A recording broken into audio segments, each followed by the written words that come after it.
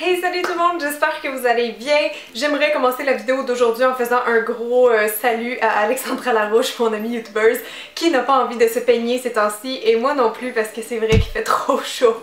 Fait que excusez mes cheveux au naturel dans cette vidéo, j'ai juste aucune envie de les peigner. C'est de même, c'est la vie, c'est plate, mais c'est ça. Aussi, j'ai pensé tantôt, je pense que dans ma dernière vidéo, je vous ai dit que ma prochaine vidéo, soit celle-ci, ça serait une collab back to school, mais je pense que je me suis trompée dans mes dates parce que c'est cette semaine que je la filme, donc ça va sortir le samedi 10 septembre. Donc aujourd'hui, ça sera les favoris du mois d'août, étant donné qu'on est déjà début septembre, donc j'espère que vous êtes prêtes à voir toutes mes plus récentes trouvailles beauté niveau soins et maquillage. Il n'y a rien pour les cheveux, je pense, ce mois-ci, non. Je vous montre ma boîte comme d'habitude. Un petit sneak peek miniature, bon, qu'est-ce que je pige? Tiens, on va commencer avec celui-là.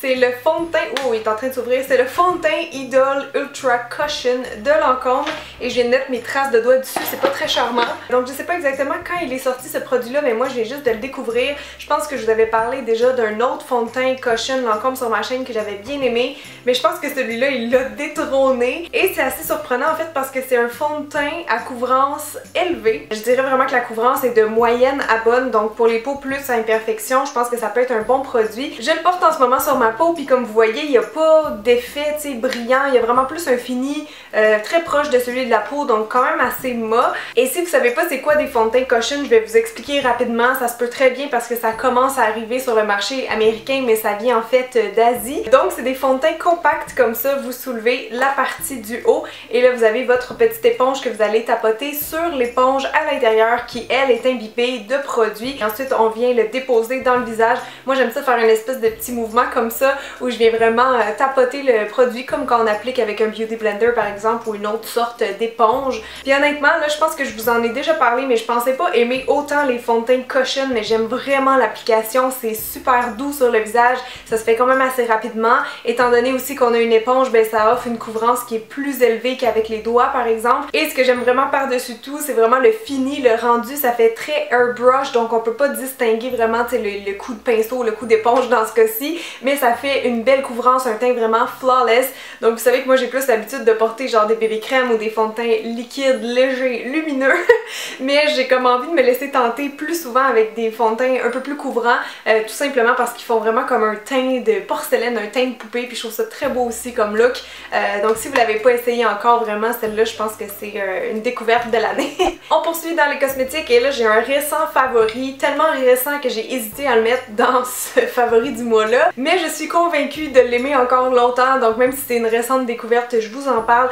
Vous l'avez peut-être déjà vu sur YouTube, j'ai l'impression que c'est un produit qui est quand même assez connu parce que moi le nom me disait quelque chose mais je l'avais jamais testé encore. C'est le Lipstick Queen et la couleur c'est le Frog Prince. L'emballage comme ça il est vraiment le fun, très girly, il y a comme un fini mousse satiné un peu et quand vous ouvrez, attention surprise, le rouge à lèvres est vert, vraiment vert grenouille, vert algue, vert dégueulasse. Mais avant que vous fermiez la vidéo, je voulais juste vous dire que non, ça fait pas vert sur les lèvres, c'est ça la beauté du produit, c'est pour ça que je vous en parle aussi. En fait, si je me trompe pas, c'est un espèce de produit qui s'adapte au pH de la peau, donc vraiment sur chaque personne, ça va donner un effet différent. Et vous le voyez là, vraiment, dès que je le frotte sur ma main, ça vient faire comme une espèce de teinte rosée. Et ce que j'aime aussi beaucoup, c'est que le produit il est vraiment fondant, la texture est cool, il fait un effet vraiment baume teinté sur les lèvres, il y a le fini lumineux d'un gloss, mais il est vraiment confortable comme un baume. Genre la texture est super douce sur les lèvres, je le trouve fun à porter. Mais vous avez le soupçon de couleur qui fait que ça ressemble un peu plus à un rouge à lèvres si on veut. Et l'effet est très modulable, qu'on en mette juste une petite couche rapidement ou qu'on insiste là jusqu'à ce que le produit soit super fondant.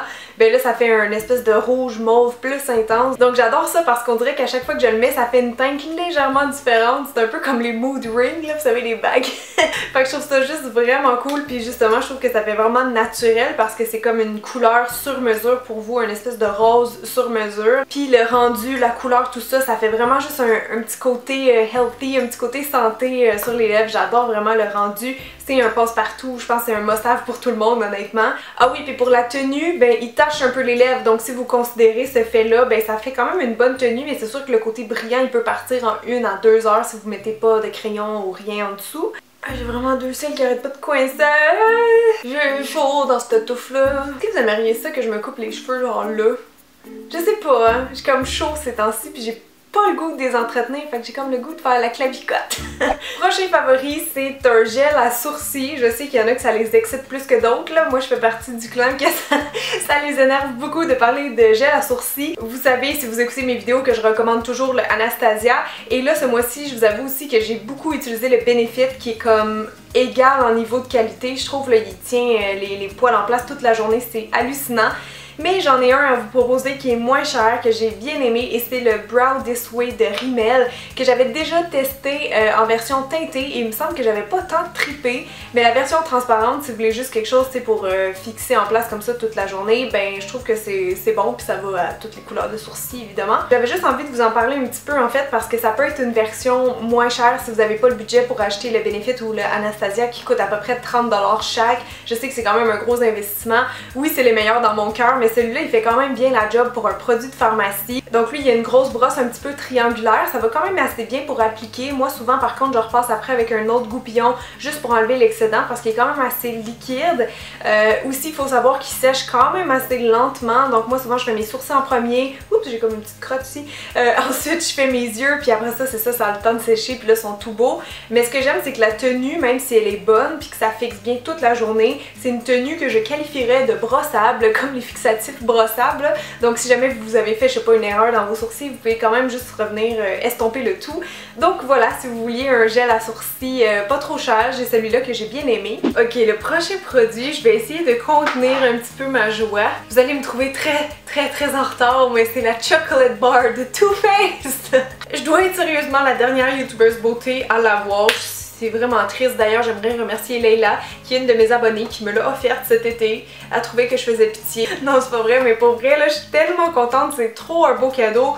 Puis je peux juste comme rejoindre le clan des gens qui sont amoureux de cette palette là, et je comprends vraiment pas pourquoi je l'avais pas plus tôt. Je m'en excuse encore d'ailleurs, mais promis je vais vous faire des tutoriels avec, c'est certain. Donc si vous connaissiez pas déjà, c'est un super emballage de palette de chocolat. Et ce qui est assez fou, merci, c'est que même les fards à paupières sentent le chocolat.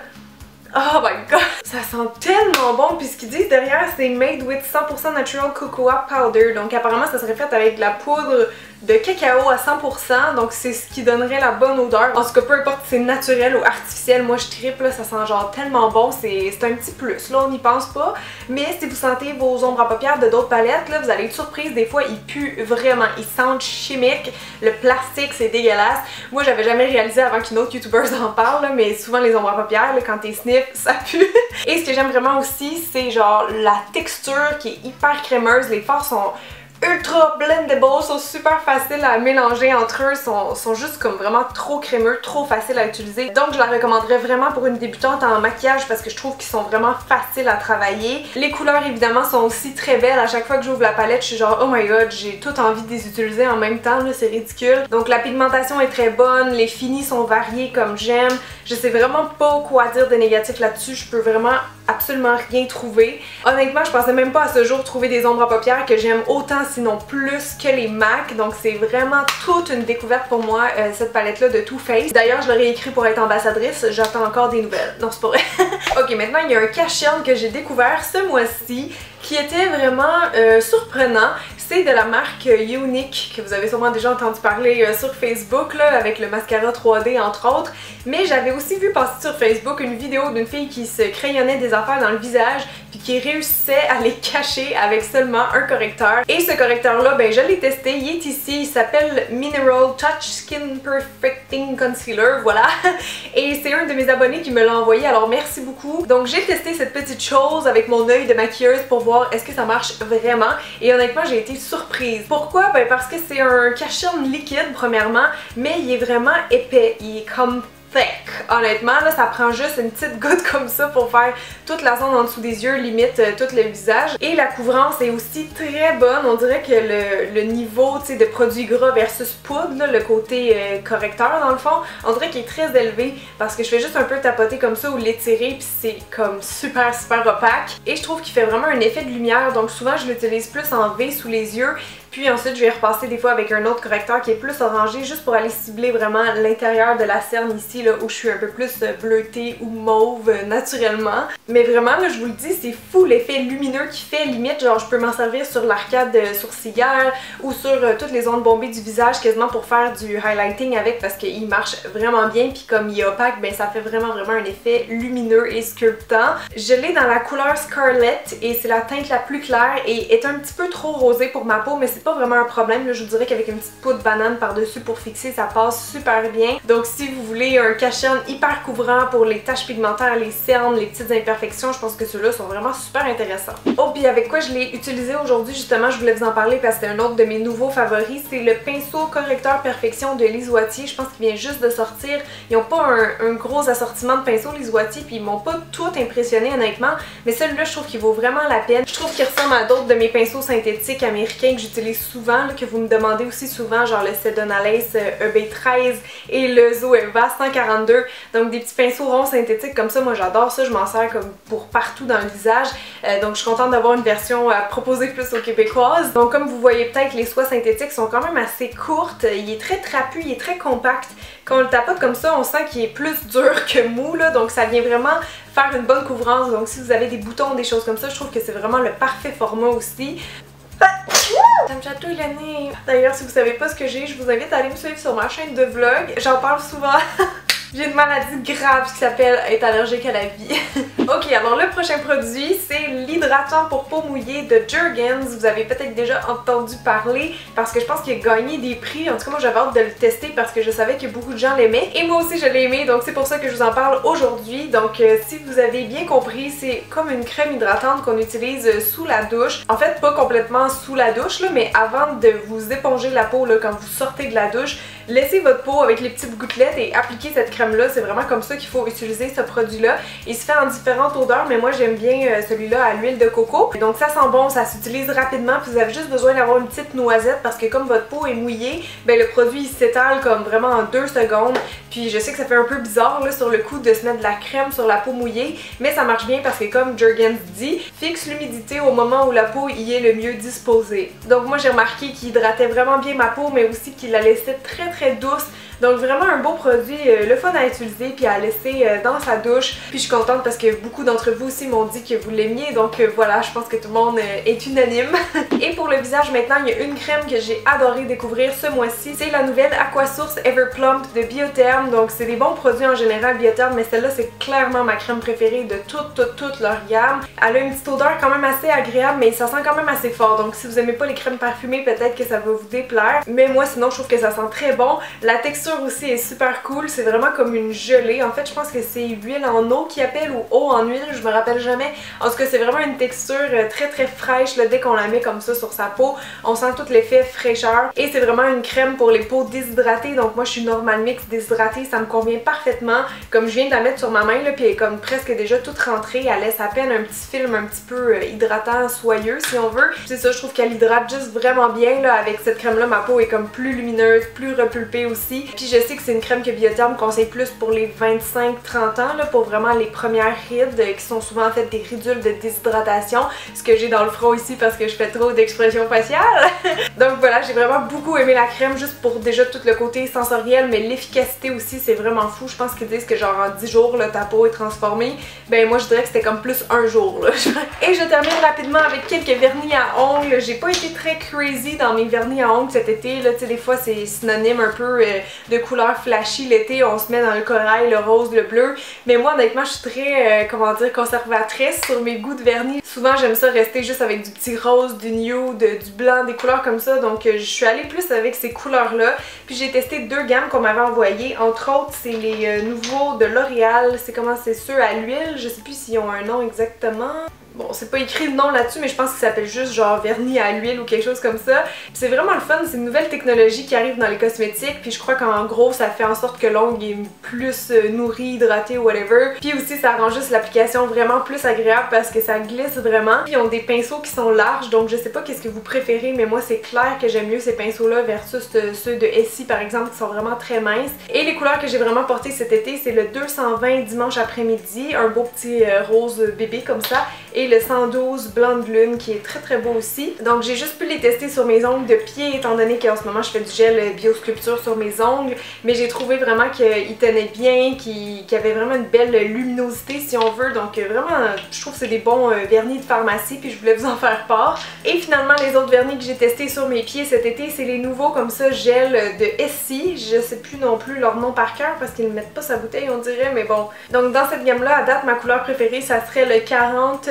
Fairy Tailor qui s'appelle, donc c'est un rose nude, très nude en fait, qui est plus transparent que le L'Oréal que je vous ai montré. Puis ce que j'aime c'est qu'ils ont un pinceau qui est plus large, un peu dans le même style que L'Oréal, donc c'est une exception hein, parce que normalement leurs pinceaux sont vraiment fins. Donc évidemment je sais que le vernis sur les pieds ça tient toujours plus longtemps que celui sur les mains, donc comme j'ai juste testé sur mes pieds, c'est sûr que c'est un peu biaisé mon avis. Vous me direz dans les commentaires vous qu'est-ce que vous en avez pensé de la tenue, mais moi sur mes pieds vraiment c'était super bon, ça tenait en moyenne un bon 2 semaines je vous dirais. Alors voilà les cocos et les cocottes, c'est ce qui conclut mes favoris du mois d'août. J'espère vraiment que ça vous a plu. Vous me direz dans les commentaires qu'est-ce que vous avez envie de tester là-dedans, ou vous c'était quoi vos découvertes du mois parce que ça m'influence toujours dans mon magasinage. En terminant, n'hésitez pas à aller faire un petit tour sur ma chaîne de vlog si vous n'étiez pas encore abonné, puis vous pouvez me suivre aussi sur toutes les autres plateformes de médias sociaux. Tous les liens vont être en barre d'infos puis pour les produits également. Donc voilà, je vous laisse là-dessus puis on se revoit pour de vrai la semaine prochaine pour ma vidéo Back to School. Bye!